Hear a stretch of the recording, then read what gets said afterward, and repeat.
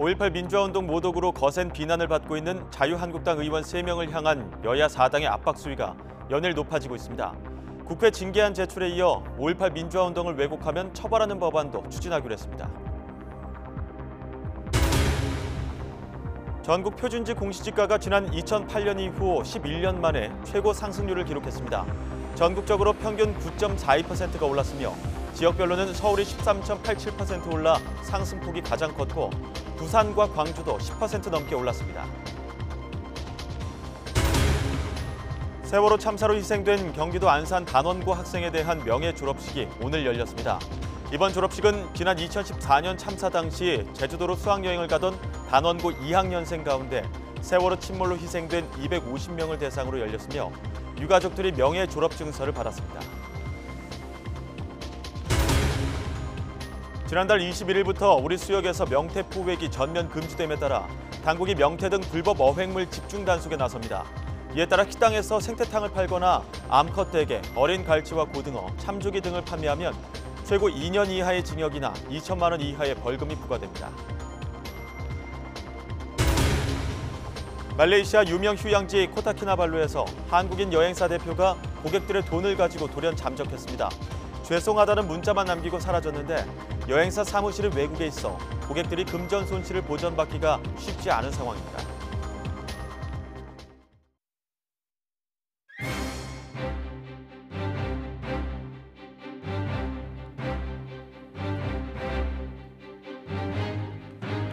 뉴스큐 2부 시작합니다. 5.18 민주화운동 모독으로 거센 비난을 받고 있는 자유한국당 의원 3명을 향한 여야 4당의 압박 수위가 연일 높아지고 있습니다. 국회 징계안 제출에 이어서 5.18 민주화운동을 왜곡할 경우 처벌하는 법안도 추진하기로 했습니다. 먼저 최기성 기자의 보도입니다. 더불어민주당, 민주평화당, 바른미래당, 정의당이 예고한 대로 자유한국당 김진태, 이종명, 김순례 의원의 징계안을 국회에 제출했습니다. 징계안이 국회 윤리위원회에 상정되는 대로 여야 4당은 의원직 제명 절차에 착수할 방침입니다. 여야 4당은 한국당을 겨냥해 5.18에 대한 어정쩡한 태도가 북한군 개입, 가짜 유공자와 같은 범죄적 망언을 초래했다며 출당 등 응분의 조치로 결자 해지하라고 목소리를 높였습니다.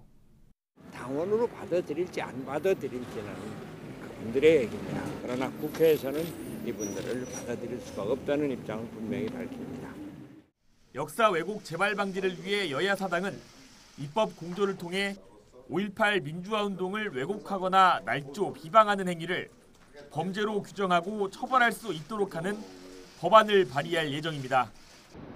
유럽 일부 국가가 나치의 유대인 학살 행위인 홀로코스트를 부인하거나 나치 범죄를 옹호하는 행위를 처벌하는 것처럼 국내에도 비슷한 법안을 도입해 관련 행위 자체를 금지하겠다는 취지입니다. 한국당 공청회처럼 공개된 장소에서 자행되는 범죄적 망언도 처벌 항목에 포함시켜 형법 등 일반 법률보다 더 강력하게 처벌하도록 하겠습니다. 여당은 한 발 더 나아가 유튜브 12개 채널에 있는 영상 60여 건이 5.18 관련 허위 정보를 생산 유통하고 있다면서 방송통신심의위원회 통신심의를 신청했고 전문가를 초청해 역사 왜곡 사례 등을 따지는 이른바 5.18 망언 규탄 처벌을 위한 긴급 토론회도 여는 등 한국당을 향한 파상 공세를 이어갔습니다. 5월단체와 광주 시민사회단체들도 대국민 사과 등을 요구하며 상경투쟁을 예고하면서 한국당은 사면 초과로 몰리는 형국입니다. YTN 최기성입니다. 자유한국당은 이번 논란과 관련해 뒤늦게 공식 사과하고 당 차원의 징계 논의에 착수했습니다. 그런데 정작 해당 의원들 북한군 개입설과 5.18 유공자 명단 공개를 거듭 주장하면서 논란을 더 부채질하고 있습니다. 김주영 기자의 보도입니다. 자유한국당 김병준 비상대책위원장이 5.18 망언 논란 나흘 만에 직접 고개를 숙였습니다. 김 위원장은 물의를 빚은 김진태, 이종명, 김순례 의원과 함께 자신도 제대로 관리하지 못한 책임이 있다며 모두 4명을 당윤리위원회에 회부했습니다. 보수를 넘어 국민을 욕보이는 행위입니다. 특히 공당의 국회의원이 이런 주장에 판을 깔아주는 행동도 용인돼서는 안 됩니다. 당윤리위는 제명이나 탈당 권유, 당원권 정지, 경고 조치를 내릴 수 있는데 전당대회에 출마한 김진태 의원의 경우 결과에 따라 경선에 나설 수 없게 될 수도 있습니다. 논란이 확산하는 와중에 김 의원은 선거운동을 위해 광주를 찾았다가 시민들의 거센 항의에 직면했습니다.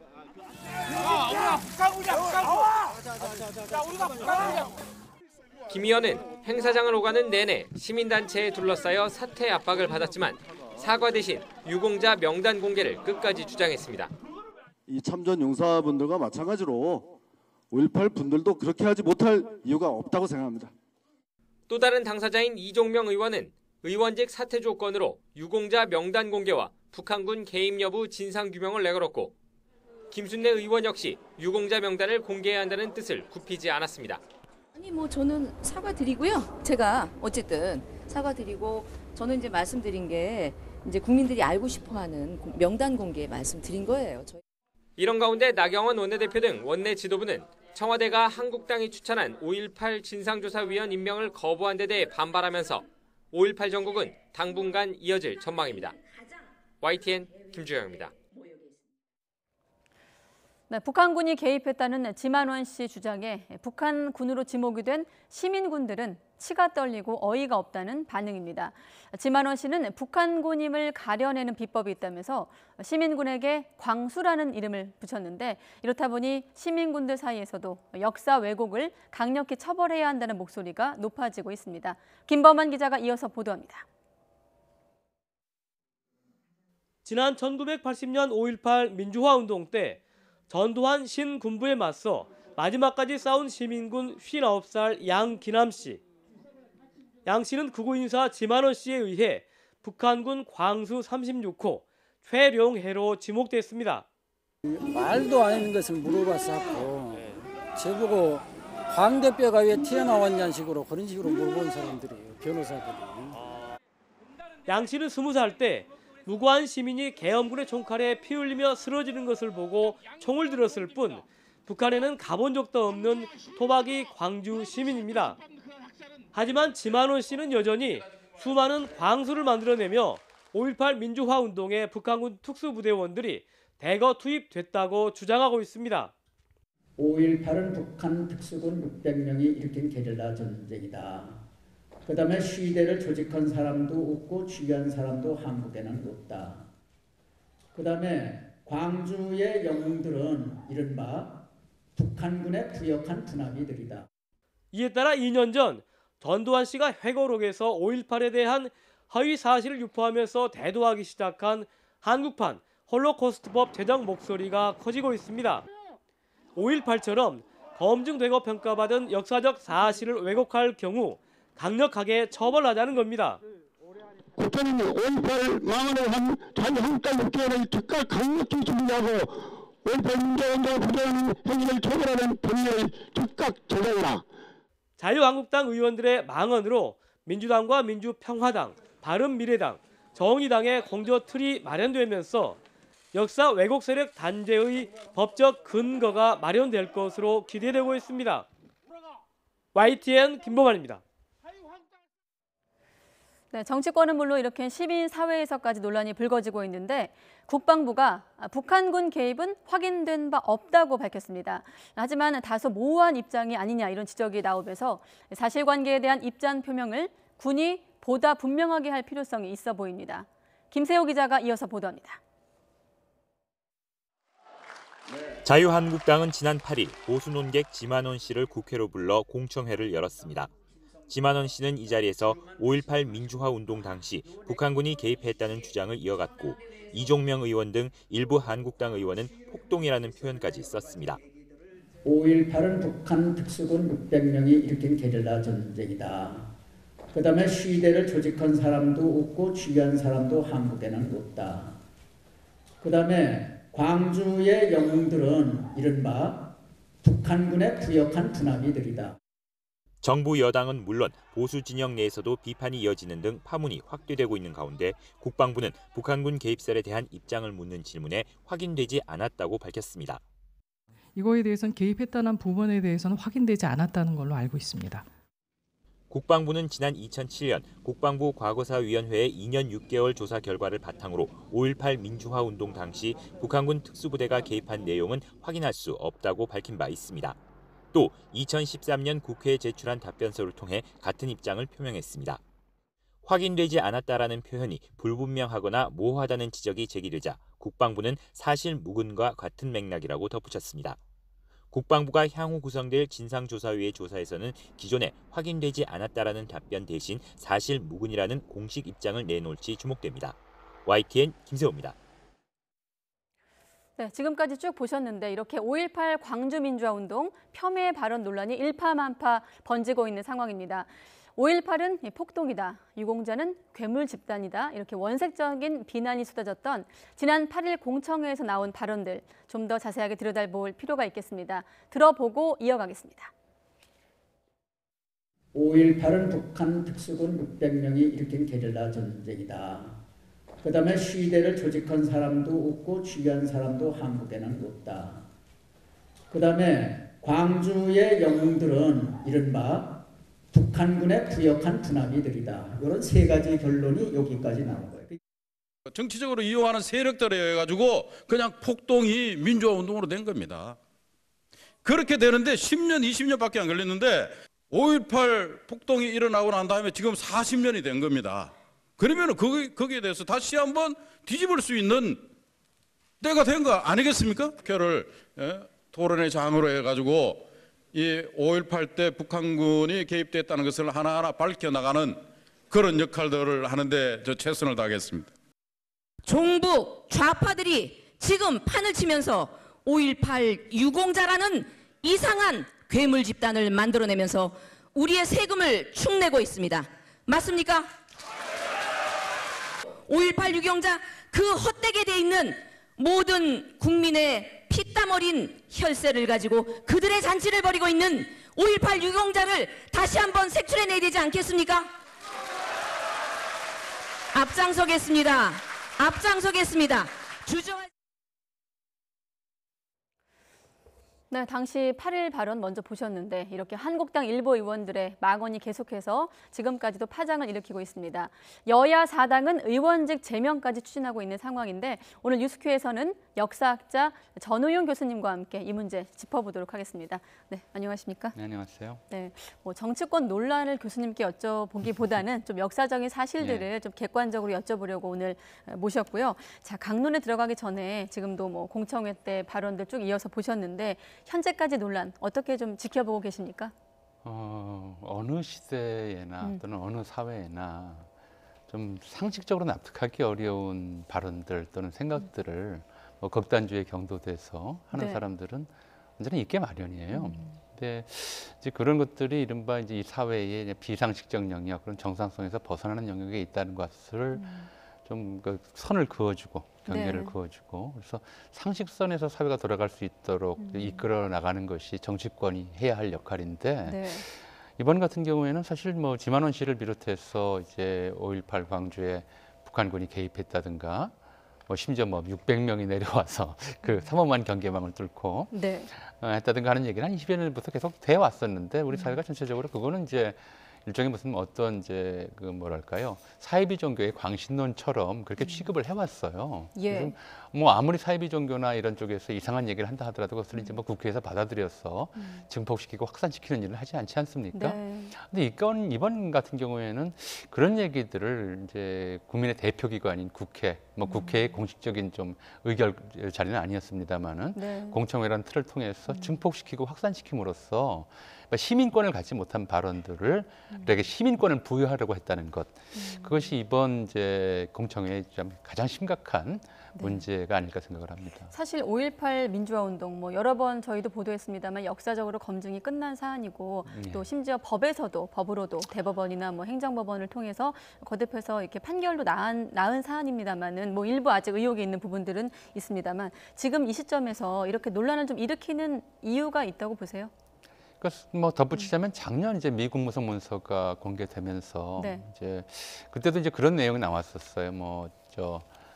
전두환이 그 5.18 위기 상황을 과장하기 위해서 이제 미국 쪽에다가도 이제 북한과 관련된 헛소문을 유포하고 네. 있는데 미국 정부는 그것을 좀 믿지 않고 있다. 그리고 미국에서 파악한 바로는 북한군의 특이 동향은 전혀 없다라고 하는 이제 국무성 문서가 공개됐거든요. 그러니까 네. 우리 쪽 정부 또 국회, 법원 또 미국 무성 문서로까지 다 확인된 사안들이었어요. 근데 왜 이런 이제 좀 느닷없는 일을 이제 그 자유한국당 몇몇 의원들이 벌였는지. 네. 뭐 지금 그 얘기라면 이제 그런 것 같아요. 이제 박근혜 전 대통령 탄핵 이후에 우리 사회 일부에서 헌법재판소 판결에 불복하고 또 이제 말하자면 굉장히 극단적인 이제 극우적 경향을 보이는 사람들이 좀 목소리를 좀 높여왔고요. 또 그 목소리가 실제 이상으로 과잉대표되는 측면이 좀 있었던 것 같아요. 근데 네. 자유한국당이 이제 그 이른바 박근혜 정권 탄핵, 박근혜 대통령 탄핵에 이제 공동 책임을 져야 하는 문제, 또 네. 뭐 뭐랄까요, 공동 책임을 지라는 이제 국민적 요구 때문에 지지율이 많이 떨어졌었고요. 그러면서 좀 이 비상식적인 그룹을 지지 세력으로 끌어안으려고 하는 이제 좀 시도 끝에 나온 일이 아닌가 이런 생각이 들거든요. 그러니까 근데 문제는 이제 이런 비상식적인 발언을 이른바 지지 세력으로 끌어안으려면 거기에 동조해야 되고 그러다 보면 네. 정치 전체가 비상식적인 방향으로 흐를 수밖에 없기 때문에 네.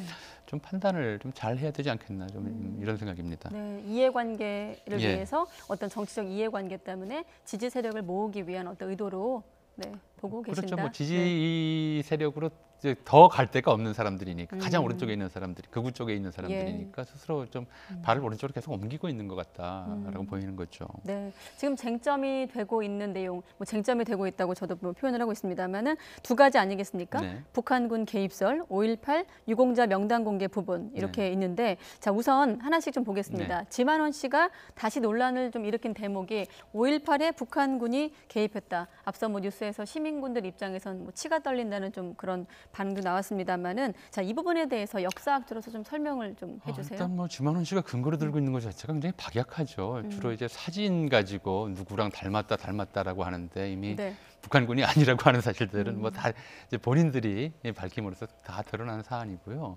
또 실제로 이제 1980년 5월 상황에서 예. 전국의 계엄령이 확대 실시되고 특히 이제 광주 일원에 삼엄한 계엄령이 펼쳐져 있는 상황에서 북한군 600명이 들어왔다가 아무 흔적도 남기지 않고 돌아간다고 하는 것은 무슨 외계인이 아닌 이상 불가능한 일이었고요. 특히 네. 휴전선 일대의 동향을 면밀히 그 당시 이제 위기 상황에서 관찰하고 있던 미 국무부에서도 이제 북한군이 뭐 들어왔다거나 혹은 그와 관련된 움직임조차도 없었다고 이미 이제 밝힌 내용들이 공개가 된 상황이거든요. 예. 그러니까 이거는 뭐 사실 자체로서 의심할 건덕지가 없다라고 판단할 문제인데, 그러니까 뭐 거의 이제 뭐 외계인이 들어왔다고 한들 뭐 누가 뭐라고 그러겠습니까? 예를 들어서 네. 그런 정도의 이제 좀 몽상이나 망상에 가까운 이야기인데, 예, 그게 이제 그래서 이 문제는 뭐 아직도 이제 그걸 정말 의심스러워한다면 이번에 구성된 이제 진상조사위원회에서 한 번 더 밝힐 수는 있겠죠. 근데 밝힌다고 네. 다른 그동안 밝혔던 얘기들이 바뀔 것 같지는 않고요. 또 네. 전두환 스스로가 그 당시에 북한군 개입설을 부정했던 이제 기록이 있고, 이미 2016년에도 다시 한번 얘기하면서 그건 지만원 씨가 하는 얘기지 나는 모르는 일이다라고 얘기를 했었거든요. 네. 그건 그걸 지만원 씨만 아는 일이 돼버려 있는 거예요. 근데 그거를 이제 국회에서 받아서 마치 사실인 것처럼 확산시켰다. 이게 이제 문제인 거고요. 네. 그렇군요. 지금 말씀 중에 그 진상조사위에서 그래도 의심스럽다면 한 번 더 밝힐 필요가 있다고 말씀하셨는데. 밝힐 수도 있겠죠. 근데 네. 뭐 다른 게 나오겠습니까? 이미 가능하지 뭐 않은 일이고. 대법원이나 2013년이나 2013년 대법원 판결을 통해서 이 지만원 씨의 어떤 북한군 개입설 주장에 대한 판단도 나왔었고. 나왔고요. 또 네. 실제로 만약에 저 지만원 씨 얘기가 사실이라면 뭐 이건 뭐 외계인이 아니선 불가능한 일이겠지만 그 당시에 휴전선 경계를 맡았던 또는 그와 책임 있는 국방부 장관부터 합참의장, 뭐 육군참모총장 전원에 대해서 문책해야 될 사안이죠. 네. 지금 마침 국방부 말씀하셨는데 조금 전 뉴스 함께 보셨잖아요. 예, 예. 오늘 국방부가 확인되지 않았다. 뭐 나중에는 사실 무근이라는 입장과 좀 같이 예. 한다 이렇게 밝히긴 했습니다만, 이런 정부 일부 부처긴 합니다. 군의 입장 어떻게 보세요? 뭐 틀린 말은 아니죠. 확인되지 않았다, 확인할 수 없다, 없었다. 예전 그렇죠? 얘기니까. 똑같은 얘기. 아니 네. 그건 뭐 실제로 이제 북한군이 개입했다는 사실을 확인할 수 없었다라는 거잖아요. 예. 그건 뭐 교과서적인 답변인데 좀 이제 국민 입장에서는 좀 더 선명한 답변을 원하는 것이었죠. 사실이 아니다라고 이제 밝혔으면 좋겠는데, 네. 근데 확인할 수 없었다라는 얘기는 대단히 좀 정치적인 수사인데 왜 군이 그런 표현을 썼는지 모르겠어요. 그러니까 이제 그렇긴 하지만 뭐 일단 이 사실은 그 표현 자체는 북한군이 개입했다는 사실은 확인되지 않았다 전혀라는 뜻으로 해석할 수도 있기 때문에 뭐 네. 거짓말이거나 심하게 잘못된 말이라고 보기는 어려울 것 같습니다. 네. 다시 또 뉴스를 통해서 이 발언을 또 언급하기가 좀 조심스럽습니다만은 또 김술래 의원 같은 경우는 5.18 유공자들이 세금을 축내는 괴물이다 이런 비하 발언도 했거든요. 여기에 대한 또 설명도 좀 부연 설명도 해주시죠. 광화문 내거리나 여의도에다가 우리나라에서 세금을 축내는 괴물 순위를 한번 써봐라 그러면은 어떻게 여론이 나올지 모르겠어요. 아마 네. 국회의원들이 앞순위에 놓이지 않을까 싶은데요. 예. 예, 뭐 그렇습니다. 그러니까 지금 이제 5.18 유공자들의 이른바 공적, 그 민주화와 관련된 공적을 전혀 인정하지 않겠다는 발언이고요. 심지어는 그것이 불법적이거나 뭐 그 앞에서도 그런 정의가 나왔죠. 이미 폭도를 규정하면서 했던 얘기이기 때문에 좀 그 제가 이제 그 81년도에 대학을 들어봤어요. 네. 그러니까 이제 80년 그 광주에 있었던 친구들도 좀 있고요. 뭐 유가족이나 희생자들에게는 정말 이제 견디기 어려운 그런 좀 모욕을 준 게 아니냐 그 발언 자체가 이런 생각이 듭니다. 네, 뭐 유공자 명단 공개 부분도 법적 판단이 나온 부분인데 이 부분에 대해서도 조금 네. 저는 뭐 이게 이제 그 국민 세금으로 저 김술래 의원 말대로 국민 세금으로 이제 보상하는 내용이니까 네. 궁극적으로는 공개하는 것이 옳다고 봅니다. 그런데 문제는 뭐가 지금도 있냐면 사과 이후에 이 해당 의원들은 계속 공개해야 된다고. 그렇죠. 그런데 문제는 뭐냐면 이게 이제 근 40년 가까이 된 일임에도 불구하고 네. 우리 사회가 이제 과거 청산을 제대로 못한 부분이 있기 때문이라고 생각되는데 광주 민주화운동을 비롯해서 민주화운동 관련자를 일각에서는 배관시하는 분위기가 있어요. 그런 것들 때문에 직장에서 본의 아닌 피해를 입거나 이웃들에게 배관시당하는 문제들이 있기 때문에 법원에서도 이것은 이제 개인정보와 관련된 문제라서 네. 공개할 수 없다고 판결한 것이 그런 사안이거든요. 그러니까 우리가 이제 지난 역사에 대해서 좀 더 지금 3.1운동 100주년이니까 예. 3.1운동 뭐 유공자들을 대하듯이 이제 광주 민주화운동이나 그 위에 민주화운동 유공자들을 대할 수 있는 분위기가 형성이 된다면 네.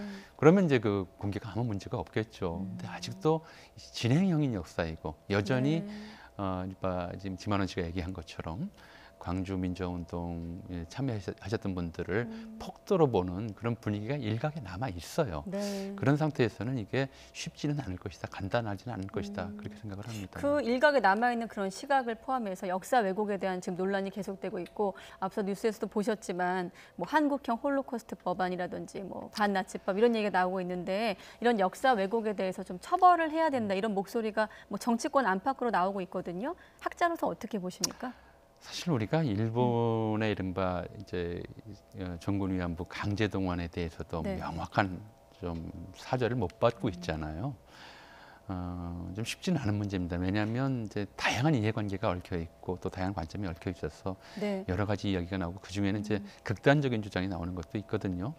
근데 저는 아직은 그래도 우리 사회가 이런 극단성, 상식 이하의 이야기들에 대해서는 이제 걸러낼 수 있을 만한 그런 정도의 건강성을 가지고 있다고 생각해요. 그러니까 자유한국당의 경우에도 처음에는 이 발언하신 의원들에 대해서 네. 뭐 다양성을 존중해야 한다든가 뭐 이런 다양한 의견들이 이제 보수의 생명이다라든가 네, 이런 해석이 반응을 다를 수 보였다가 있다. 뭐, 예. 반응을 보였다가 이제 여론이 들끓으니까 뭐 징계라든가 또 다시 사과하거나 이랬잖아요. 네. 이런 것들이 일종의 이제 우리 사회의 건강성을 표현한다고 생각을 하고요. 그러니까 국회에서 이제 이런 그 뭐랄까요, 그 사회 내에 상식 이하의 발언들을 증폭시키고 확산시켜서 마치 시민권을 부여하는 일을 하지 않도록 하는 것이 꼭 법이겠느냐. 네. 이제 법으로 할 문제라기보다는 좀 유권자들이 각자 현명하게 판단해서 처리할 수, 좀 걸러낼 수 있는 그런 문제일 거라고 생각을 합니다. 네, 건강한 상식이 좀 필요한 예, 잣대이다 이런 예. 말씀이신데 현실 정치에서 이루어지고 있는 어떤 역사 문제에 대한 접근법 좀 큰 틀의 얘기긴 합니다만 오늘 이 시간에 좀 하기는 시간이 많이 걸리겠습니다만 좀 간단히 요약을 한다면 어떻게 지켜보고 계세요? 그러니까 우리 헌법 전문이 이렇게 돼 있어요. 유구한 역사와 전통에 빛나는 우리 대한국민은 3.1운동으로 건립된 대한민국 임시정부의 법통과 불의에 항거한 4.19 민주 이념을 계승하여 이게 이제 우리가 헌법으로 약속한 공동체의 네. 정신이거든요. 그러니까 국가 공동체는 다른 것이 아니고 역사 인식을 공유하는 사람들이에요.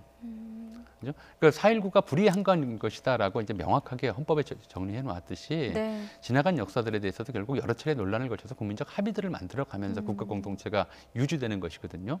그러니까 이런 합의들을 이루기 위한 노력을 이제 정치권에서 도 그렇고 일반 국민들도 그렇고 네. 끊임없이 지속해야 되고요.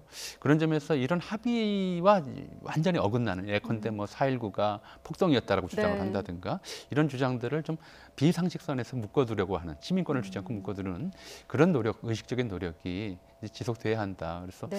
이제 다시 한번 말씀드리지만 국가 공동체는 역사 공동체다. 그리고 이제 역사 인식을 가급적 공유할 수 있도록 함께 노력하는 이런 이제 사회 문화를 만들어야 되겠다. 네. 이런 생각입니다. 역사 인식을 가급적 공유할 예, 수 있는 예. 사회를 강조하셨는데 그렇기 때문에 앞으로 또 진상조사의 어떤 구성 과정이라든지 예.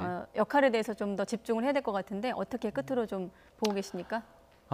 이번에 이제 문 대통령이 이른바 자유한국당 추천 3분 중에서 2분을 이제 네, 임명 거부를 했잖아요. 거부했죠. 그런데 저는 그것도 좀 납득이 잘 안 갔어요. 왜냐하면 이제 법 자체가 명확하게 진상조사위원회 자격을 규정하고 있는데 처음부터 자격 미달인 분들을 법에 어긋나게 추천을 했던 거잖아요. 그리고 네. 나서 이제 임명 거부에 대해서 유감을 표명하고 좀 했었는데 이거는 어떻게 보면 이제 지만원 씨를 초청해서 국회에서 공청회를 개최한 것과 같은 방식의 이 문제 접근이었다라고 생각이 들고요. 그래서 이 문제도 역시 이제 법적이 규정된 대로 좀 절차를 밟아서 한다면 좀 너무나 이렇게 상식에서 벗어난 극단적인 이야기들은 걸러낼 수 있지 않을까 싶고요. 그게 이제 상식적인 선에서 역사 인식을 공유하는 길이 되겠죠. 구성 단계에서부터 좀 더 신중해야 된다 이런 말씀으로 추천부터 이제 이해할게요. 불법적으로 추천부터? 한 거죠. 어떻게 보면. 알겠습니다. 시간 관계상 오늘 여기까지만 듣도록 하겠습니다. 네, 역사학자 전우용 교수와 함께했습니다. 오늘 고맙습니다. 네, 감사합니다.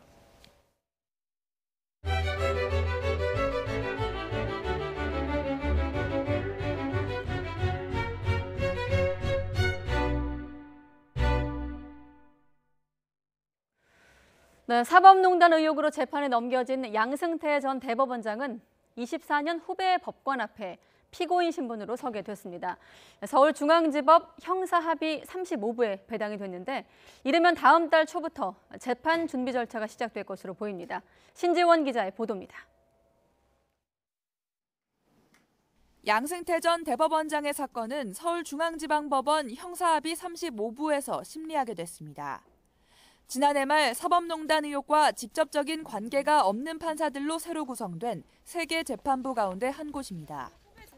양 전 대법원장과 함께 재판에 넘겨진 박병대 고영한 전 대법관 사건과 임종원 전 법원행정처 차장의 추가 기소 사건도 같은 재판부에 배당됐습니다. 법원은 이번 사건을 신속하게 처리해야 할 중요 사건으로 선정했다며 양 전 대법원장과 연고가 있거나 업무량이 많은 부서를 먼저 제외하고 컴퓨터로 사건을 무작위 배당했다고 설명했습니다. 사건을 맡은 형사합의 35부의 재판장은 사법연수원 26기인 박남천 부장판사입니다. 박 부장판사는 법원행정처나 파견 근무를 한 적 없이 22년 동안 오로지 재판만 해왔습니다. 양 전 대법원장 사건은 다음 달쯤 향후 일정과 쟁점을 정리하는 공판 준비 기일을 거쳐 이르면 오는 4월 정식 재판에 들어갈 것으로 보입니다. 전임 사법부 수장의 재판 절차가 시작되면서 김명수 대법원장도 법원 내부 통신망을 통해 대국민 사과의 뜻을 밝혔습니다. 전직 대법원장과 사법행정의 최고 책임자들이 재판을 받게 된 상황에 대해 사법부를 대표해 사과와 위로의 말씀을 전한다고 적었습니다. 김 대법원장은 이제는 공정하게 재판이 진행될 수 있도록 차분히 지켜봐야 할 때라면서 이번 일이 모든 판결에 대한 불신으로 이어져서는 안 된다고 사법부에 대한 신뢰를 당부했습니다. YTN 신지원입니다. 네, 양 전 원장의 재판도 재판이지만 이제 부당한 지시를 적극적으로 실행했던 판사들을 어느 선까지 처벌할 것인가도 관심입니다. 그동안 검찰의 조사를 받은 전현직 법관들만 100여 명에 달하고 있는데 검찰의 수사는 마무리 단계에 들어왔지만 사법부의 후폭풍은 지금부터라는 이야기입니다. 권남기 기자가 취재했습니다. 전직 사법부 수장이 재판에 넘겨진 다음 날 김명수 대법원장은 내부망을 통해 연루 판사들에 대한 추가 징계의 뜻을 공식적으로 밝혔습니다. 검찰의 최종 수사 결과에 따라 필요하면 추가 징계와 재판 배제도 검토하겠다는 겁니다. 사법농단 수사가 일단락되면서 전현직 판사들 추가 징계가 예고돼 있는데 검찰은 이번 달 안에 양승태 전 대법원장 등의 부당한 지시를 따른 판사들을 기소하고 재판에 넘기지 않는 나머지 판사에 대해선 비위 사실을 대법원에 통보할 계획입니다. 그동안 100명 가까운 전현직 판사가 조사를 받은 만큼 그 규모가 상당히 클 것으로 보이지만 실제 얼마나 징계가 이뤄질진 아직 미지수입니다. 징계 시효 때문입니다. 일제 강제징용 소송 재판 개입 등 대부분의 범행은 3년 전인 2016년 이전에 이뤄졌는데 현행 법관징계법은 사유 발생 뒤 3년이 지나면 징계를 청구할 수 없다고 규정합니다. 여기에 이미 퇴직한 판사들은 아예 징계 자체가 불가능합니다. 앞서 지난해 12월 판사 8명을 징계했던 대법원은 판사들의 비위 내용이 담긴 검찰 자료가 오는 대로 추가 징계 검토에 들어갈 예정입니다. 법을 어길 수도 그렇다고 의혹 판사들에 대한 비판 여론을 무시할 수도 없는 상황에서 김명수 사법부의 고민은 더욱 깊어질 것으로 보입니다. YTN 권남기입니다.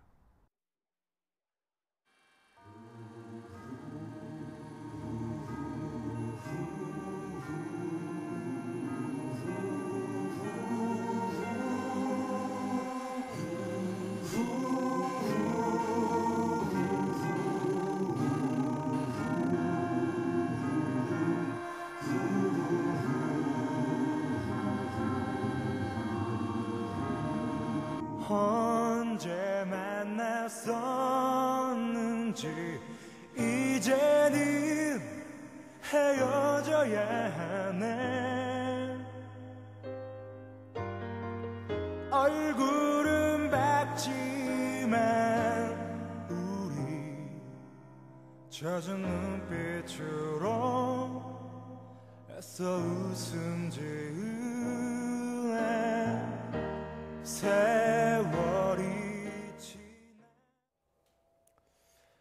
세월호 참사로 희생된 단원고 학생들의 명예 졸업식이 뒤늦게 열렸습니다. 졸업생 없는 졸업식장에는 미안함과 안타까움의 눈물만이 가득했습니다. 김학무 기자의 보도입니다. 강당 가득 의자가 놓여 있지만 졸업생은 눈에 띄지 않습니다. 대신 이름표와 꽃다발만 덩그러니 놓였습니다. 졸업생 없는 졸업식. 남은 자리는 희생된 학생들의 가족들로 채워졌습니다. 명예 졸업장을 받은 세월호 참사 희생 단원고 학생은 250명. 2학년 1반입니다. 고혜인, 김수경, 김수진. 대답할 리 없는 아들, 딸의 이름이 차례로 불리자 강당엔 어느새 흐느낌이 번져갑니다. 오늘은 정말 울지 않겠다고, 우리 아이 위해서 기쁜 모습 보이겠다고, 아들 위해서 엄마 씩씩하게 해놓고 오겠다고 그러고 왔는데 그게 쉽지가 않대요. 학교를 무사히 마쳤다는 해방감도, 무언가를 이뤘다는 성취감도 없습니다. 머리를 쓰다듬어줄 자식도, 축하해라고 말을 건넬 친구도 없다는 통한만이 가득합니다. 무슨 말씀을 드릴 수 있을지 모르겠습니다. 아직 우리가 해결해야 할 많은 일들이 남아있는 것 잘 알고 있습니다. 오늘만은 기쁘게 보내주고 싶었는데 그동안 뭘 했느냐는 원망이 터져나옵니다. 교육감님 너무 서운합니다. 오늘 말씀을 교실 존치도 못했고요. 하겠습니다. 아이들 대접 처리도 부모 동의도 없이 했고 너무 서운해요. 세월호 참사 당시 살아남은 학생들이 졸업한 건 지난 2016년. 수습도 하지 못한 아이들에게 졸업장 줄 낯이 없다며 미뤘던 명예 졸업식이 3년 만에 뒤늦게 열렸습니다. 저희들은 아프지만 이 자리가 고통스럽지만 이후에 우리 아이들 살아있는 우리 아이들의 그러한 안전과 명예를 위해서 이 자리를 준비했고 생때 같은 자식을 떠나보낸 아픔에 삐뚤어진 비아냥과 오해로 가슴 찢어졌던 유가족들. 졸업식을 끝으로 학생들의 희생이 남의 일처럼 잊히지 않을까 두려움이 또다시 밀려옵니다. YTN 김학무입니다.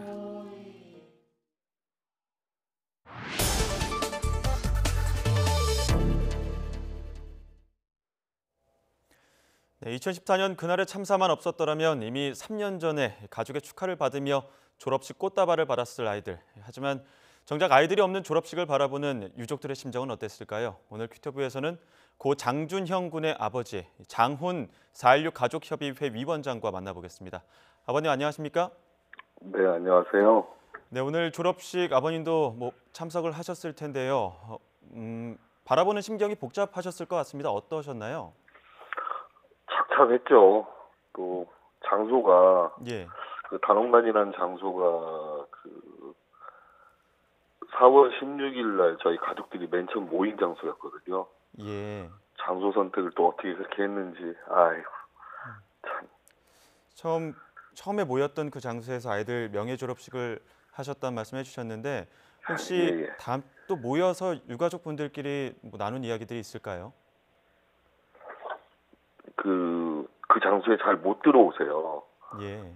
부모님들이 거기가 4월 16일 날 그 전원구조 5부가 맨 처음에 그때 들렸던 장소였거든요. 예. 그래서 부모님들이 들어오시기가 참 노하신 장소인데 그래도 용기 내서 많이들 오셨어요. 예, 마음 힘든 장소에서 또 힘든 졸업식을 진행을 하시고 참석을 하셨을 텐데 네네. 위원장님께서 아버님께서 그 아들과 함께 그 꿈꿨던 졸업식 모습도 있었을 것 같은데 어떤가요? 그렇죠. 나머지 아이들한테는 지금 해주려고 노력하고 있는데 예. 우선은 근사한 옷도 한번 사주고 싶고 또 맛있는 것도 좀 사주고 싶고 또 자기가 원하던 그 학교에 좀 진학해서 다니는 모습도 보고 싶고 이런 모습들 보고 싶은데 안타깝죠. 예. 유족분들께서는 실종 학생들이 완전히 수습되기 전까지는 졸업식 연기를 요청해온 걸로 알고 있는데요. 여전히 네네, 아직까지도 맞습니다. 미수습된 인원들이 조금 있는데 오늘 그렇게 명예 졸업식을 열게 된 이유가 있을까요? 작년에 세월호가 인양되고 나서 세월호에 대한 수색을 해서 5분이 돌아오셨잖아요. 예. 예, 그런데 이제 목포에서 이제 2분 학생 부모님하고 양승민 선생님 사모님께서 장례 절차를 진행하셨어요. 예. 그리고 포기라고 하면 좀 그렇지만 더 이상 찾는 게 무의미할 것 같다 싶어서 그렇게 포기를 하셔서 저희가 그분들이 다 돌아오셨다고 생각하고 저희가 명예 졸업식을 진행하게 된 거죠. 예. 나머지 분들에 대해서는 유족분들께서 마음으로나마 보내드렸기 때문에 또 명예 졸업식이 열렸다 이런 말씀해 주셨는데요. 네. 명예 졸업식이 열리기까지 또 우여곡절이 많았다고 들었습니다. 특히 희생된 아이들 재적 처리됐다가 제약으로 학적이 복원되는 일도 있었다고 하던데 어떤 연유였나요? 원래 지금 기존 법상 아이들이 참변을 당하게 되면 재적 처리되는 게 원래 법에 기존 법상 그렇게 나오게 돼 있어요. 예. 그런데 이제 저희가 한꺼번에 이렇게 참사를 당했는데 재적 처리하는 건 좀 아니지 않느냐 해서 저희가 2016년도에 교육청과 학교와 이렇게 7대 그 단체들끼리 모여서 예. 좀 노력을 했어요. 해서 재적 처리가 이거는 정말 명예를 희투시키는 일 아니냐 싶어서 그렇다면 명예 졸업할 수 있는 프로세스를 만들어 보자 해서 저희가 만든 거예요. 교육청하고 해서. 그래서 학적부도 다시 신설되고 그다음에 이제 이 명예 졸업이라는 이런 이 법으로 만들지 못하는 거를 저희 가족들하고 교육청하고 노력해서 만들어낸 거죠. 이게 중요한 이유가 뭐냐면 예. 앞으로 이런 일이 발생하면 안 되겠지만 다른 이런 류의 일이 생기면 그 학생을 무조건 재적 처리하는 게 아니고 명예 졸업으로 이렇게 할 수 있는 방법을 만들어냈다. 뭐 이런 좀 아쉽지만 이런 프로세스를 만들어냈다는 게 좀 의의가 있죠. 예, 앞서 리포트에서도 잠시 유족분들의 이야기가 있었지만 지금 아쉽게도 떠난 아이들 그리고 앞으로의 아이들의 명예를 위해서 오늘 명예 졸업식이 열렸다. 뭐 이런 말씀도 하시더라고요. 지금까지 뭐 위로를 해주셨던 혹은 응원해주셨던 분들께 국민들께 혹시 하실 말씀이 있다면 어떤 것들이 있을까요? 여태까지 저희가 견딜 수 있었고 싸울 수 있었던 건 그분들의 그 격려하고 응원 때문에 있었기 때문에 저희가 여태까지 힘차게 앞으로 나갈 수 있었거든요. 그리고 하나하나 만들 수 있었고요. 그분들한테 너무 감사드리고 또 앞으로도 계속 저희 지켜봐 주시고 응원해 주십사 하는 말씀 드리고 싶네요. 예, 사실 아이들이 돌아오는 것 외에는 또 어떤 위로가 되지 않을 텐데 그래도 오늘 계기로 다시 한번 기억하고 또 앞으로도 잊지 않도록 하겠습니다. 오늘 인터뷰 어려우셨을 텐데 응해 주셔서 감사합니다. 무슨 말씀을요. 감사합니다. 네, 지금까지 4.16 가족협의회 장훈 위원장이셨습니다. 감사합니다.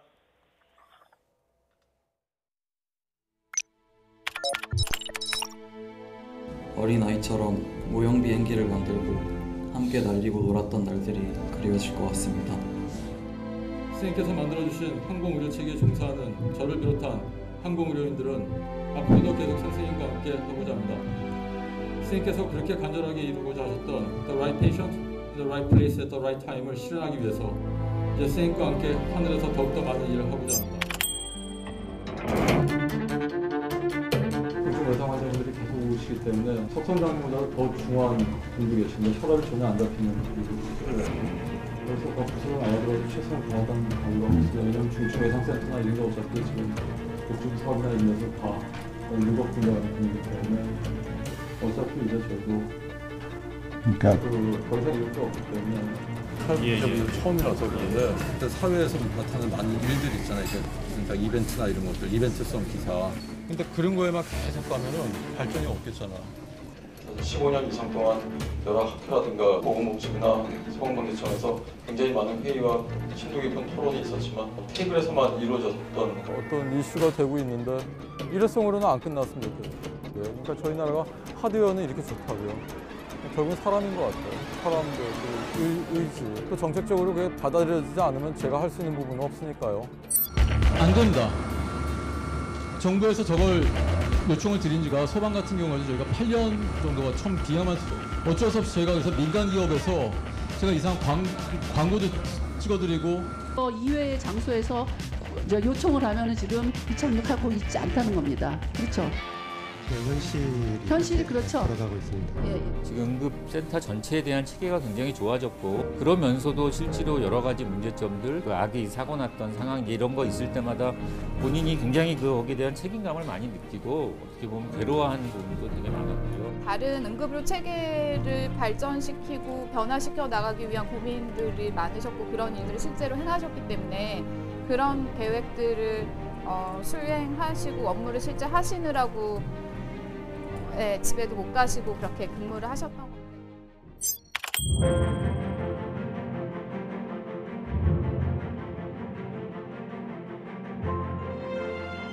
야외에서 그 음악 격리 병실과 같은 환경을 만들어서 의심 환자나 확진 환자를 수용할 수 있도록 하는 건데요. 지금 저희들이 지금 저 텐트를 준비하고 있는 이유는 저희가 마련한 음악 격리 병실이 넘칠 만큼 더 많은 환자가 갑자기 내원하게 되었을 때 예비적으로 우선 환자를 수용하고자 준비하고 있습니다.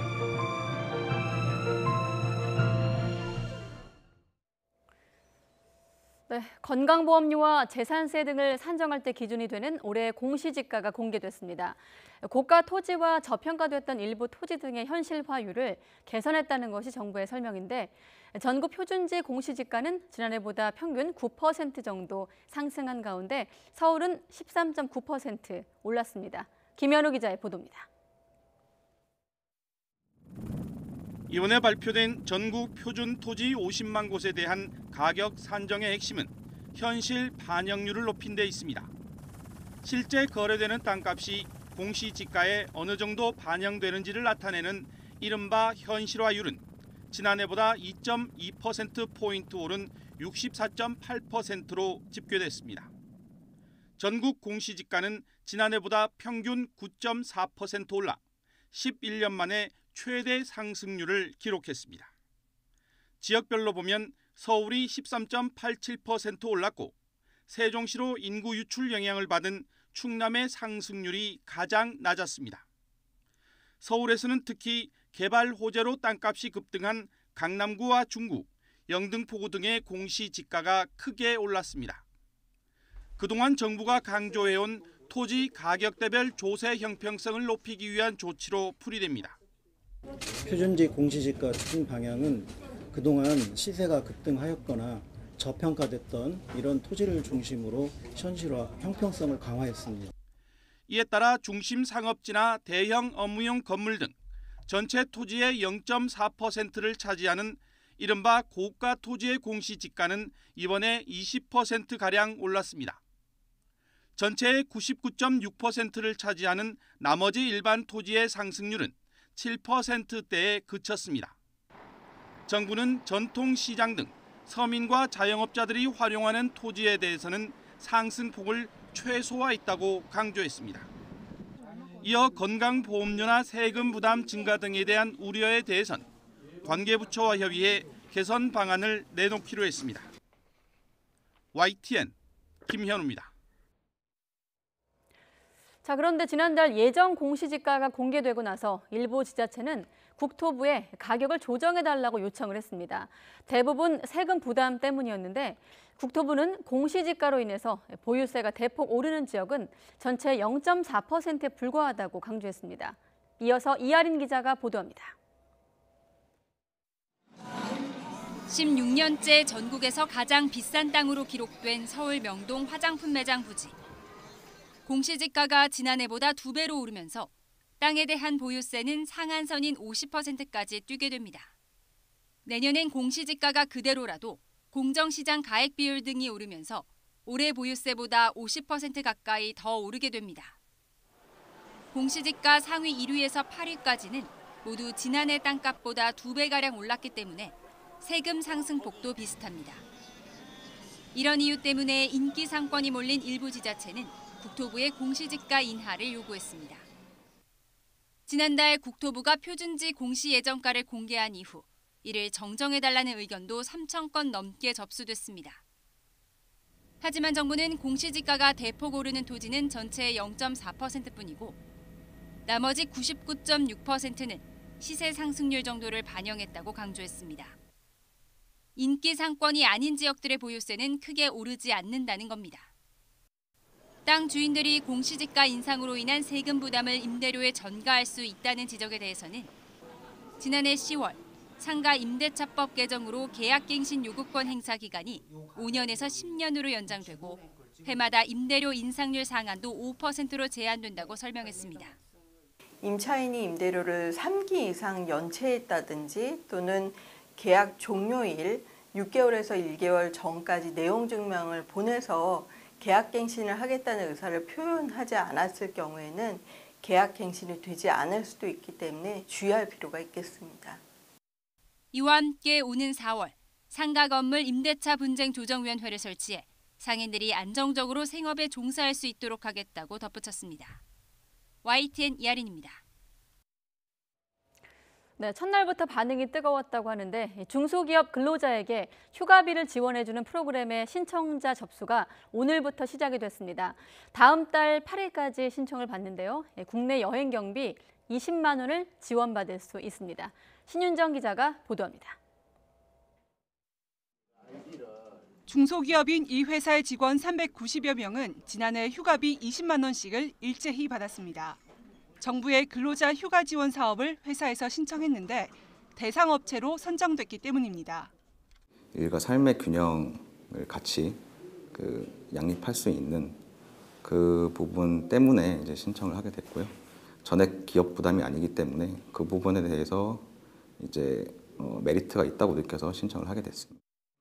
입사 4년 차인 박예지 씨도 지원금이 생기면서 친구들과 강릉 여행을 부담 없이 다녀올 수 있었습니다. 이렇게 지원이 있으니까 이렇게 갈 만한 곳도 찾아보게 됐고 또 좋은 곳이 있어서 싸게 잘 갔다 왔습니다. 지난해 처음 도입된 이 제도는 근로자가 20만 원을 내면 소속 회사와 정부가 10만 원씩을 함께 지원해 줍니다. 전용 쇼핑몰에서 40만 원어치의 적립금을 숙박과 교통 등 국내 여행 상품 구매에 쓸 수 있습니다. 참여한 기업에는 여가 친화 기업 같은 정부 인증을 신청할 때 가점 부여 등의 혜택이 제공됩니다. 지난해 2만 명 모집에 10만 명이 몰리면서 올해는 지원 대상을 4배 늘려 8만 명을 모집하는데 첫날 오전에만 신청자가 1만 명을 넘을 정도로 뜨거운 반응을 얻고 있습니다. 직장 내 자유로운 휴가 문화 활성화와 그리고 국내 여행 활성화를 위해서 작년에 처음으로 시작한 사업입니다. 한 98% 정도가 이 사업에 대해 만족을 한다고 나타났고요. 신청 대상은 중소기업과 소상공인으로 중소기업 현황정보 시스템 홈페이지에서 지원 대상이 되는지를 확인한 뒤 신청하는 게 중요합니다. YTN 신윤정입니다. 말레이시아의 대표 휴양지 코타키나발루에서 한국인 여행사 대표가 고객 여행비를 챙기고 돌연 잠적했습니다. 죄송하다는 문자만 남기고 사라졌는데 여행사 사무실이 외국에 있는 탓에 고객들은 금전 손실을 보전받기가 쉽지 않은 상황입니다. 차유정 기자가 보도합니다. 지난달 코타키나발루로 여행을 다녀온 김모 씨는 출발 전 겪었던 일만 생각하면 지금도 분통이 터집니다. 여행사 대표가 이틀 전날 죄송하다는 문자를 남긴 채 잠적해버린 겁니다. 숙소와 항공권 모두 예약조차 안 돼 있었습니다. 급하게 다른 여행사를 구해 다녀오긴 했지만 이미 낸 돈 300여만 원은 몽땅 날리게 생겼습니다. 거짓말로 저한테는 다 했다고 하고 전혀 뭐 그 리조트나 뭐 이런 데도 뭐 거의 예약이 안 돼 있는 상태였죠. 황당했죠. 같은 여행사를 이용해 다음 주 출국 예정이었던 또 다른 피해자 김모 씨 사정은 더 심각합니다. 8인 가족 여행을 6박 8일로 예약했던 터라 피해 금액이 1,000만 원에 육박합니다. 첫 해외여행이었기 때문에 굉장히 기대가 컸었습니다. 가족들 분위기도 그렇고 처음 당해보는 사기에 좀 낙담하고 좀 실망이 큰 상태입니다. 문제 여행사는 한국인이 현지에서 운영하는 업체로 인터넷 카페를 만들어 놓고 문의가 오면 따로 연락하는 방식으로 영업해왔습니다. 5년 가까이 운영하며 입소문도 꽤 난 상태였는데 지난달 대표가 갑자기 잠적해버린 겁니다. 예약이 된 건 맞으나 결제가 안 돼서 제가 현지에서 결제를 해야 된다고 하더라고요. 그리고 그 이후부터는 계속 연락이 없었고 현재까지 확인된 피해자는 10여 명에 피해 금액은 8천만 원에 달합니다. 피해자들은 여행사 대표를 사기 혐의로 경찰에 고소하는 방안을 조율하고 있습니다. 문제는 이처럼 외국에 있는 여행사의 경우 보험 가입을 의무화하는 국내법 적용을 받지 않아 피해 구제를 받기 쉽지 않다는 겁니다. 해외 사업자 같은 경우에는 이제 국내법의 적용이 이제 한계가 있다 보니까 소비자가 피해를 당한 경우에 그 피해 구제를 받는데 좀 한계가 있는 그런 상황입니다. 전문가들은 되도록 국내 등록 여행사를 이용하거나 여행비는 할부로 내고 예약 진행 상황을 수시로 확인해야 피해를 최소화할 수 있다고 조언합니다. YTN 차유정입니다. 배우 정유미 씨와 나영석 PD가 불륜 관계라는 허위 사실을 퍼뜨린 최초 유포자들은 다름 아닌 작가들이었습니다. 아는 방송 작가들에게 들은 뜬 소문을 불륜설로 포장해 SNS에 뿌린 건데 경찰의 추적 끝에 가짜 뉴스의 유통 과정이 드러났습니다. 김태민 기자의 보도입니다. 지난해 10월 카카오톡을 통해 받은 글이란 이름을 단 메시지가 급속히 퍼졌습니다. 유명 프로듀서 나영석 씨와 배우 정유미 씨가 불륜 관계라는 내용입니다. 연예 매체에서 취재를 시작하자 돈을 주고 입막음했고 소속 방송국에서는 계약 해지를 준비하고 있다는 설명까지 담겼습니다. 당사자인 두 사람은 모두 사실 무근이라며 곧바로 법적 대응에 나섰습니다. 그리고 넉 달여 만에 허위 글의 작성자와 유포자들이 덜미를 잡혔습니다. 처음 이 글들을 작성한 사람은 방송 작가인 30살 이모 씨와 프리랜서 작가인 29살 정모 씨. 두 사람 모두 각자 알고 지내던 방송 작가들에게 들은 소문을 흥밋거리로 지인들에게 전송했습니다. 이 글은 가짜뉴스 형태로 바뀌었고 수백 명이 모인 오픈 채팅방을 통해 순식간에 퍼진 것으로 조사됐습니다. 어떤 이슈 있으면 뭐 카톡으로 급속도로 확 퍼지잖아요. 똑같은 형태예요. 턱밑거리죠, 다. 또 이런 허위 글을 인터넷에 퍼뜨리고 관련 기사에 악성 댓글을 단 7명도 입건됐습니다. 경찰은 이들에게 명예훼손 혐의와 모욕 혐의를 적용해 검찰에 넘길 예정입니다. YTN 김태민입니다. 나훈아 등 유명 가수의 콘서트 티켓을 판다며 돈만 받고 달아난 20대가 실형을 선고받았습니다. 인천지방법원은 사기 혐의로 기소된 28살 A씨에게 징역 1년 2개월을 선고했습니다. A씨는 지난해 9월 가수 나훈아 씨와 아이유의 콘서트표를 팔겠다는 허위 글을 올려 모두 20여 명에게서 1,200만 원을 받아 챙긴 혐의를 받습니다. 특히 나훈아 콘서트가 중장년층에게 인기가 많아 표 구하기가 쉽지 않다는 점을 노려 정상 가격보다 훨씬 비싼 가격을 요구한 것으로 조사됐습니다. 경찰이 서울 강남의 클럽 버닝썬에서 촬영된 것으로 추정되는 성관계 동영상이 유포된 것과 관련해 클럽 관계자를 조사했습니다. 서울지방경찰청 사이버수사대는 어제 버닝썬 영업사장 한모 씨를 참고인 신분으로 불러 조사했다고 밝혔습니다. 유포된 동영상은 버닝썬의 VIP룸으로 추정되는 장소에서 남성과 여성이 유사 성행위를 하는 장면이 담긴 것으로 전해졌습니다. 청와대를 겨냥해온 김태우 전 수사관이 처음으로 피의자 신분으로 검찰에 출석했습니다. 검찰은 청와대 관련 폭로가 공무상 비밀 누설에 해당하는지에 초점을 맞춰 수사하고 있습니다. 조용성 기자가 보도합니다. 변호인을 대동한 김태우 전 수사관이 검찰에 들어오자 지지자들이 연호합니다. 청와대를 고발한 사건에는 4차례 참고인 신분으로 나섰지만 피의자 신분 출석은 처음입니다. 기밀 문건을 유출했다는 혐의로 공수가 바뀐 자리에서 김 전 수사관은 혐의를 전면 부인했습니다. 공무상 비밀 누설 혐의는 인정하시나요? 제가 국민 여러분께 알렸던 그런 부분은 그 행위로 인하여 국가적 이익이 훼손된 것이 전혀 없습니다.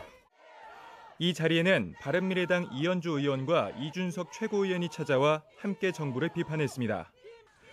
앞서 청와대는 김 전 수사관이 특별감찰반에서 만든 첩보 보고 문건 등을 공개해 공무상 비밀누설죄를 저질렀다고 고발했습니다. 김 전 수사관이 특감 반장과 반부패 비서관의 지시로 만들었다는 문건에는 전직 총리 아들이나 은행장의 동향 정보 등이 담겼습니다. 지난달 20일 김 전 수사관의 자택과 차량을 압수수색해 통화와 이메일 기록을 확보한 검찰은 이를 토대로 첩보 문건을 만든 경위와 누설의 위법성을 검토하고 있습니다. 검찰 관계자는 이미 당사자에게 직접 물어볼 정도로 수사가 진척된 상황이라며 누설된 문건이 처벌할 만한 내용인지에 초점이 맞춰져 있다고 밝혔습니다. 검찰은 또 구속영장 청구를 검토하고 있지 않다며 속도를 내서 다음 달까지 수사를 마무리 짓겠다는 입장입니다. YTN 조용성입니다. 네, 새학기를 앞두고 대학마다 수강 신청이 시작이 되면서 시간 강사의 대량 해고가 구체적으로 드러나고 있습니다. 학생들과 교수, 시간 강사들은 사립대학의 강사법 무력화 움직임에 대해서 정부가 나서라고 대책을 내놓으라고 촉구했습니다. 이재윤 기자의 보도입니다. 강사법 시행을 앞두고 정부의 대책 마련을 촉구하는 집회에 대학생들이 함께했습니다. 이들은 사립대학이 비용 절감을 내세워 새학기 개설 과목을 줄이는 바람에 수강 신청에 애를 먹고 있다고 말했습니다. 특히 졸업에 필요한 필수 과목이 아예 빠져버린 경우까지 발생하고 있다고 분통을 터뜨렸습니다. 졸업을 하려고 들어야 하는 필수 과목들이 있는데 그 과목이 이제 없어져서 학교에 문의를 했더니 학교에서는 이제 재정 문제가 크다. 그래서 그렇다면은 앞으로도 개설이 안 되냐라고 물었을 때 이제 교수회에서 그렇게 정해졌다라고 얘기를 들었고요. 강사제도 개선 공대위는 성공회대의 경우 강사 28명을 해고하고 지난 2년간 개설 교과목 30%를 폐강한 것으로 조사됐다고 밝혔습니다. 고려대도 1학기 강좌를 지난해보다 200개 줄였고 연세대는 선택 교양 과목을 60% 축소하는 구조조정을 진행 중인 것으로 알려졌습니다. 강사법을 빌미로 편법을 강요하는 사례도 급증하는 것으로 나타났습니다. 4대 보험 지급 의무가 없는 겸임이나 초빙 교수 등으로 전환하라고 압력을 넣거나 강의 평가 기준을 올리는 등의 방법으로 폐강을 유도하는 사례도 보고돼 이에 대한 전수조사를 요구했습니다. 공대위는 정부가 적극 나서 강사 구조조정 사태를 막아야 한다고 강조했습니다. 실태조사와 그리고 대학의 편법에 대해서 좀 제재를 가하는 게 필요할 것 같고요. 그리고 추경을 하루빨리 확보해야 됩니다. 추가 예산들을 이제 확보하지 못하면 이 구조조정이 더 심해질 수 있기 때문에. 시간 강사들은 강사법이 시행되는 올해 2학기에 맞춰 4, 5월에 강사 해고가 기승을 부릴 것으로 보고 학생과 교수, 강사 등이 참여하는 대규모 집회를 3월 하순에 열어 강사법 무력화 시도에 맞서겠다고 밝혔습니다. YTN 이주연입니다. 서울시 교육청이 유치원 입학관리 시스템 처음 학교로에 참여하지 않거나 국가회계관리 시스템 에듀파인 도입을 거부한 유치원에 재정 지원을 중단하기로 했습니다. 서울시 교육청은 어제 각 유치원에 보낸 2019년도 사립유치원 재정지원 기준 공문에서 이같이 밝혔습니다. 공문에는 재정지원 대상을 처음 학교로에 참여하고 원비 인상률을 1.4% 이하로 묶으며 에듀파인 도입 혹은 도입 의향서를 제출한 유치원으로 명시했습니다. 이에 따라 에듀파인과 처음 학교로에 참여하지 않는 사립유치원은 올해부터 교원 한 사람에 최대 65만 원의 재정 지원을 받지 못할 것으로 보입니다. 이에 대해 사립유치원 단체인 한유총은 교육청이 원장에게 지원되는 기본급 보조금만 끊겠다고 했다가 갑자기 그 대상을 모든 교원으로 넓혔다면서 반발했습니다. 네, 앞으로 식당에서 국산 명태를 사용한 요리가 나왔다면 불법 어획물이거나 가짜 여부를 의심해 봐야겠습니다. 명태는 우리 바다에서는 앞으로 포획이 전면 금지가 됐기 때문에 우리 식탁에 오를 수 없습니다. 임수근 기자가 보도합니다. 해양수산부는 그동안 명태 살리기 프로젝트로 2014년부터 지난해까지 4년간 모두 122만 마리가 넘는 명태치어를 방류해왔습니다. 이러한 노력에도 불구하고 지난 연말 동해안에서 잡힌 명태는 대부분 자연산이며 방류된 명태는 극소수에 불과한 것으로 조사됐습니다. 수산당국이 동해안 연안의 주요 항구의 수산물 시장과 식당 등을 대상으로 명태 유통 실태 파악과 단속에 나섰습니다. 수산물 시장에서 국산 명태를 팔고 있는지 또 식당에서 국산 명태 요리를 판매하는지가 대상입니다. 해양수산부의 단속은 속초 강릉권, 포항 후포권, 거제 진해권 등 3개 권역에서 실시됩니다. 이번 특별 단속은 지난달 21일부터 연안에서 명태잡이를 전면 금지한 수산자원관리법 시행령 개정에 따른 것입니다. 이제는 크기에 상관없이 우리 바다에서 명태를 잡거나 시중에 파는 행위는 모두 불법입니다. 국산 명태를 몰래 잡거나 원산지를 속여 판매하다 적발되면 2년 이하의 징역이나 2천만 원 이하의 벌금 등 처벌을 받게 됩니다. 해양수산부는 이번 단속은 시장이나 식당 등 유통 과정에서 국산 명태인지 여부만 단속하기 때문에 일본산 등 수입 명태를 이용한 판매 행위는 단속 대상이 아니라고 밝혔습니다. 또 생태탕 판매를 아예 금지한다는 소문도 사실이 아니라고 덧붙였습니다.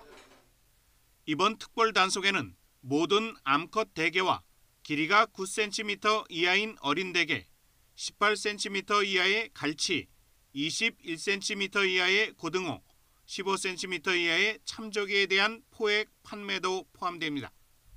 YTN 임수근입니다.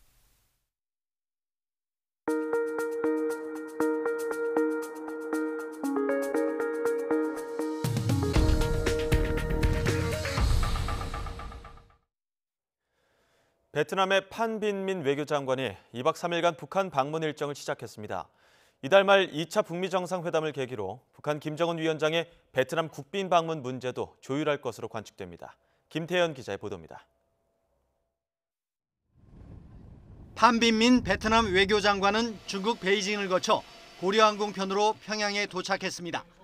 부총리이기도 한 민 장관은 리용호 외무상의 초청으로 사흘간 북한에 머물 예정이며 김정은 국무위원장을 예방할 가능성도 있습니다. 우선적인 업무는 2주일 앞으로 다가온 북미 정상회담의 점검입니다. 김정은 위원장의 구체적인 베트남 일정과 숙소, 의전 및 보안 관련 사항은 물론 국빈 방문 문제도 논의될 것으로 관측됩니다. 국빈 방문이 성사되면 김일성 전 주석 이후 54년 만에 베트남을 방문하는 북한 최고 지도자가 됩니다. 북한과 베트남은 오랜 혈맹이었지만 김정일 통치 시기에는 상대적으로 관계가 소원해졌습니다. 이번 방북에는 마이프옥중 의전국장도 동행하고 있어 세부적인 국빈 방문 논의 가능성을 높여줍니다. 당초 이 문제를 다루기 위해 김창선 북한 국무위원회 부장이 하노이로 갈 것이라는 예측이 나왔지만 양측은 실무협상 장소로 평양을 택한 것으로 보입니다. 앞서 리용호 북한 외무상은 지난해 11월 말 나흘 동안 베트남을 공식 방문했습니다. 당시 베트남식 개혁개방 모델인 도이머이를 집중적으로 연구한 것으로 알려졌습니다. YTN 김태현입니다. 북한 김정은 위원장은 지난 4차 방중 때처럼 베트남에서도 경제 시찰에 나설 것으로 보입니다. 하노이 주변 산업도시는 물론 관광 산업에 박차를 가하고 있는 만큼 유명 관광지 하롱베이를 둘러볼 가능성도 있습니다. 베트남에서 김지선 기자가 보도합니다. 하노이에서 고속도로를 타고 동쪽으로 120여 킬로미터를 달리면 산업도시 하이퐁이 나옵니다. 베트남 최대 기업 빈그룹이 운영하는 자동차 공장이 있는 곳입니다. 베트남 청년들이 우크라이나에서 회사를 세워 성공했고 개혁 개방 이후 다시 돌아왔습니다. 베트남식 경제 모델을 배우려는 의지를 보이는 김정은 위원장이 한번 둘러볼 만한 곳입니다. 외자 유치의 1등 공신으로 대북 제재 완화 이후 북한의 경제 발전 구상과도 맞습니다. 이 밖에 하노이 외곽 산업단지 가운데 한 곳을 둘러볼 것이라는 관측이 나옵니다. 우리나라 대기업 공장이 들어선 곳도 많아 이 가운데 하나를 둘러볼 수도 있습니다. 하이퐁에서 해변을 따라 50km 정도 더 달리면 관광명소 하롱베이가 있습니다. 지난 1994년 세계 유네스코 자연공원에 등재됐고 지금은 매년 3,400만 명이 이곳을 찾습니다. 지난해 11월 북한 리용호 외무상도 이곳을 다녀갔습니다. 김정은 위원장의 베트남 방문을 염두에 두고 미리 동선을 점검하려 했다는 분석이 나옵니다. 강원도 원산 일대에서 대규모 관광단지 조성에 공을 들이고 있는 김 위원장이 이곳에 들러 관광특구 모델을 직접 살필 수도 있습니다. 베트남에서 YTN 김지선입니다. 도널드 트럼프 미국 대통령은 이달 말로 예정된 2차 북미 정상회담과 관련해 1차 정상회담 때 그랬듯이 두 번째 정상회담에서도 잘할 것으로 기대한다고 말했습니다. 트럼프 대통령은 텍사스주 국경도시 엘파소에서 열린 집회에서 자신의 취임 당시 북한은 전쟁을 할 것처럼 보였지만 이후 많은 변화가 있었다면서 이같이 강조했습니다. 트럼프 대통령은 지금은 미사일 발사도 없고 핵실험도 없다면서 자신은 김정은 북한 국무위원장과 아주 훌륭한 관계를 맺고 있다고 밝혔습니다. 북미 2차 정상회담이 보름 앞으로 다가온 가운데 중국과 러시아의 북핵 6자회담 수석대표가 회동했습니다. 중국 외교부는 쿵시완요 중국 외교부 부부장 겸 한반도 사무특별대표가 모스크바에서 이고리 모르글로프 러시아 외무부 아태 담당 차관과 만나 한반도 문제를 논의했다고 밝혔습니다. 중러 양측은 북미가 2차 정상회담을 순조롭게 개최하고 긍정적인 성과를 거두길 희망했으며 남북관계 개선과 화해 협력 추진을 지지한다는 입장도 재확인했습니다. 세계 3대 투자가로 꼽히는 짐 로저스 회장이 2차 북미 정상회담 직후인 다음 달쯤 북한을 방문할 것으로 알려졌습니다. 실현된다면 북한에 대한 민간 투자가 본격화되는 상징적인 이벤트가 될 수도 있습니다. 신호 기자의 보도입니다. 북한이 개방된다면 전 재산을 투자할 수 있다. 지난 2015년부터 대북 투자 의지를 강하게 밝혀왔던 짐 로저스 회장의 다음 달 북한 방문이 추진되고 있는 것으로 알려졌습니다. Well, I don't have a big fortune, but what I do have, I wouldn't mind putting in North Korea. It is very exciting what's going on there, Kun Young. It's where China was in 1980. It's where Myanmar was in 2010. It's opening up and opening up very fast. 워런 버핏, 조지 소로스와 함께 세계 3대 투자가로 꼽히는 로저스 회장은 조지 소로스와 퀀텀 펀드를 설립한 뒤 10년간 4,200%에 달하는 수익률을 올린 것으로 유명합니다. 로저스 회장의 방북은 김정은 북한 국무위원장의 초청으로 추진됐는데 이미 미국 정부도 승인한 것으로 알려졌습니다. 청와대와 우리 정부는 로저스 회장의 방북을 확인해 줄 수 없다고 했고 미국 대사관도 개인의 사생활 문제라 답변할 수 없다고만 밝혔습니다. 저희도 관련 뉴스를 접했는데요.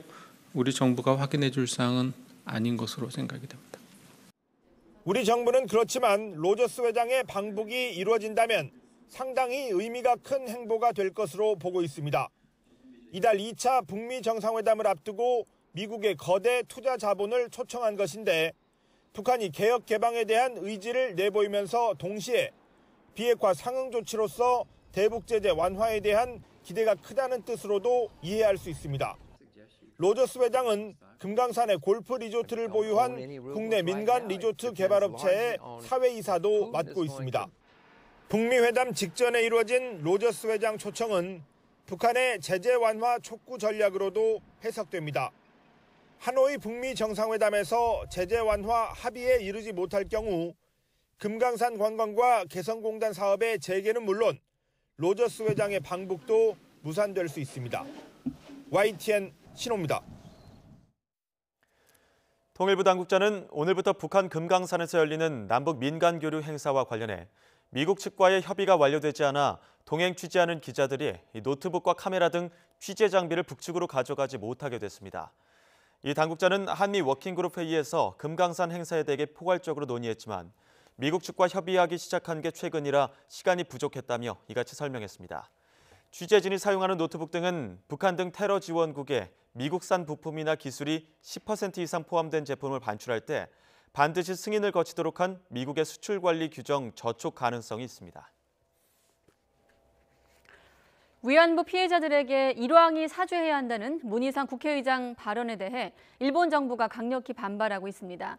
문 의장은 책임 있는 지도자의 진정성 있는 사과가 중요하다는 취지였다고 설명했습니다. 도쿄에서 황보연 특파원이 취재했습니다.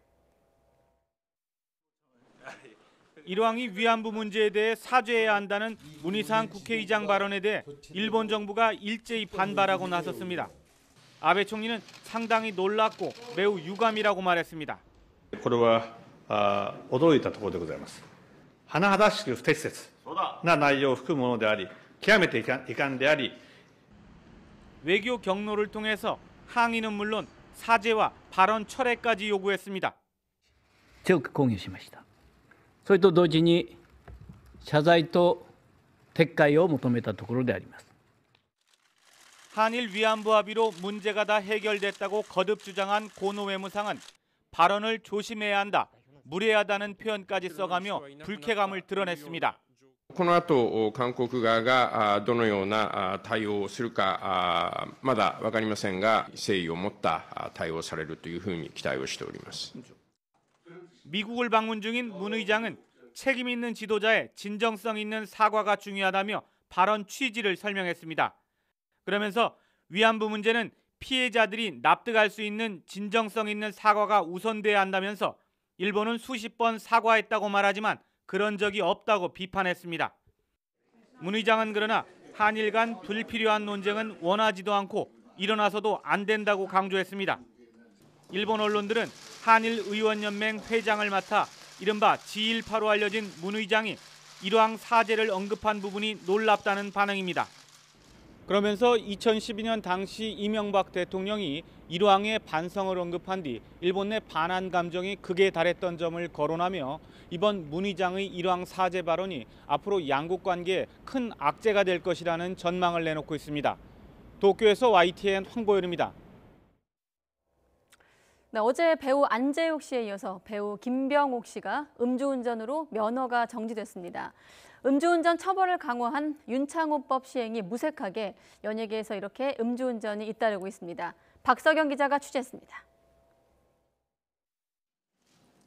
배우 김병옥이 자신이 사는 아파트 단지에서 술에 취한 상태로 주차하다가 경찰에 적발됐습니다. 이상하게 운전하는 차량이 있다는 주민 신고에 경찰이 출동했고 음주 측정 결과 김병옥의 혈중 알코올 농도는 면허 정지 수준이었습니다. 본인이 대리운전 시켜서 단지 앞에까지 왔고 대리운전 시켜갖고 단지 내에 주차시키기 위해서 했다는 거죠. 이에 김병옥 측 소속사는 입장문을 통해 변명의 여지 없이 책임을 깊게 통감한다며 물의를 일으켜 진심으로 사과드린다고 밝혔습니다. 향후 일정에 대해서는 최대한 피해가 가지 않도록 신속히 방법을 강구하겠다고 전했습니다. 음주운전 처벌 수위를 높인 이른바 윤창호법 시행에도 연예계에는 여전히 불미스러운 소식이 잇따르고 있습니다. 과거 세 차례나 음주운전 전력이 있던 뮤지컬 배우 손승헌은 지난해 12월 또다시 음주운전으로 붙잡혀 구속 상태로 재판에 넘겨졌습니다. 또 손승헌의 첫 재판이 있던 날 배우 안재욱도 두 번째 음주운전 적발 소식으로 팬들에게 실망을 안겼습니다. 잊을만 하면 반복되는 연예인 음주운전. 자숙했다가 잠잠해지면 복귀하는 행태가 반복되지 않기 위해선 좀 더 엄격한 잣대가 적용되어야 한다는 목소리가 흘러나오고 있습니다. YTN 박서경입니다. 네, 프로야구 LG 일부 선수들은 전지훈련 도중에 원정 도박 구설에 휩싸였습니다. 서범국 기자가 보도합니다. 인터넷 야구 커뮤니티에 올라온 사진입니다. 앉아있는 투수 차우찬 등 LG 선수 4명이 카지노에서 베팅하는 모습입니다. 온라인을 중심으로 거액 베팅설이 퍼지면서 논란이 커지자 LG 구단은 선수들이 휴식일에 쇼핑몰에 갔다가 카지노에 들렀고 거액 베팅이 아닌 우리 돈 최대 40만 원을 썼다고 해명했습니다. 하지만 문제는 카지노 출입 자체입니다. LG의 신고를 받고 경위서를 요청한 한국야구인의 KBO는 징계 가능성도 검토하고 있습니다.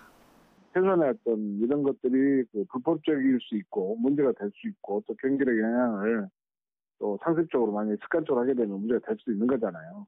그래서 최소한의 여기에 대한 메시지는 전달해야 될 필요가 있다고 판단합니다. 불과 몇 년 전 임창용, 오승환 등 일부 선수들의 원정 도박으로 홍역을 치렀던 KBO 리그. 경기가 어떻든 전지훈련 중 카지노에 간 선수들의 정신자세를 질타하는 비난의 목소리가 높아지고 있습니다. YTN 서봉국입니다.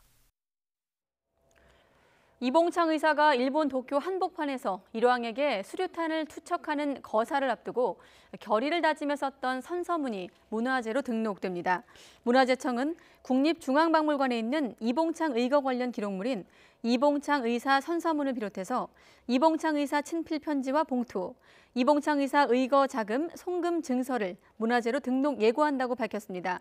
국한문 혼용체로 작성이 된 이 선서문에는 조국의 독립과 자유를 회복하기 위해 한인 애국단의 일원으로 적국의 수계를 도륙하기로 맹세한다는 내용이 담겨져 있습니다.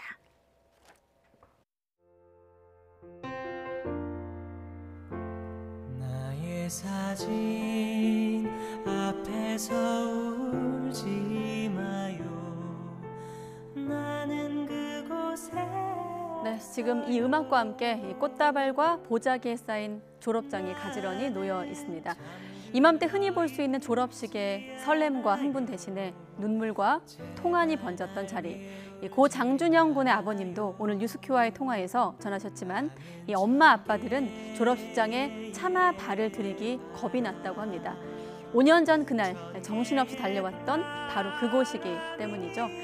추모와 탄식이 한데 섞인 졸업식장에선 졸업생 후배의 편지도 낭독이 됐습니다. 그리운 마음은 해가 갈수록 커지겠지만 언젠가 다시 만날 날을 기억하겠습니다. 그리고 기억하겠습니다. 네, 뉴스 큐레이터였습니다.